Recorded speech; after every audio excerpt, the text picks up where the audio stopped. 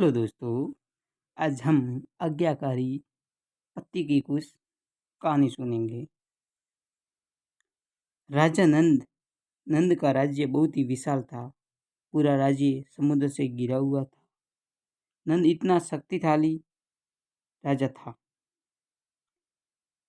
कि उसके आसपास के सारे राजा भी उसकी प्रजा की तरह रहते थे। उसका नाम दूर दूर तक फैला हुआ था। उसके अनेक मंत्री थे, पर उसे रुचि बहुत प्रिय था।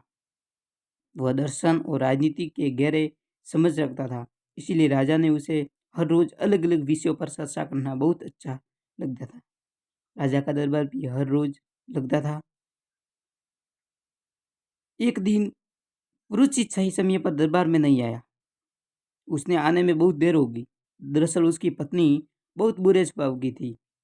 वह अक्सर रो पीट कर किसी न किसी बात पर तमाशा बना लेती थी।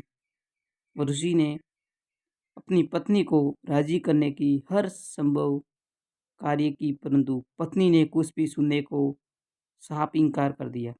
वह किसी भी तरह से पति की बात नहीं मान रही थी। रुदि ने हार मानकर कहा, प्रिय तुम साथी क्या हो, जो कहोगी वही करूंगा, बस शांत हो जाओ। उसकी पत्नी चाहती थी कि वह अपना सिर मुंडवा कर उसके पैर छुए। मंत्री को मजबूरन गंजा होना पड़ा। इसके बाद वह अपनी पत्नी के पैरों पर गिर पड़ा। इतना सब होने के बाद भी उसकी पत्नी के चेहरे पर मुस्कुराहट आई। इसके बाद ही उसने पति को दरबार जाने की इजाजत दी। तभी उस दिन वररुचि दरबार में देर से पहुंचे थे। उधर महल में रानी भी किसी मुसीबत से कम नहीं थी। उसने भी राजा नंद की जान आफत में डाल रखी थी। वह भी राजा से लड़ाई करने के बाद मुंह फुलाकर बैठ गई थी।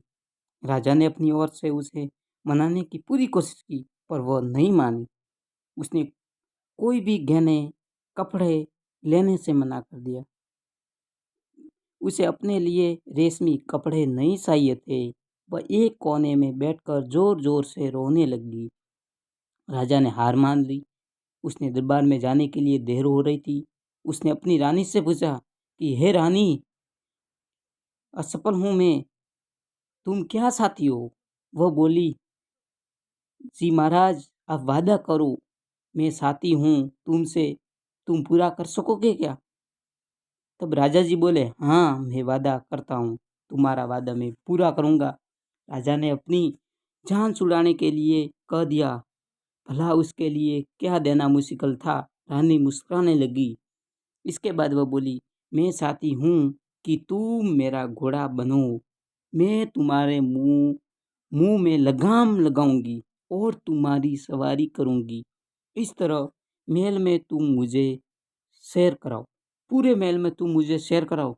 राजा की हालत खराब हो गई। इतने बड़े राज्य का सम्राट हूं मैं, अपनी पत्नी के आगे घोड़ा बनने जा रहा हूँ।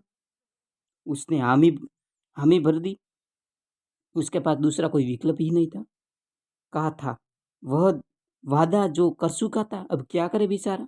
उसने सारे दरबारों और दासियों और सभी को बाहर जाने का आदेश दे दिया। उसके बाद रानी ने बड़े मजे से घोड़ा बनने हुए राजा की सवारी की।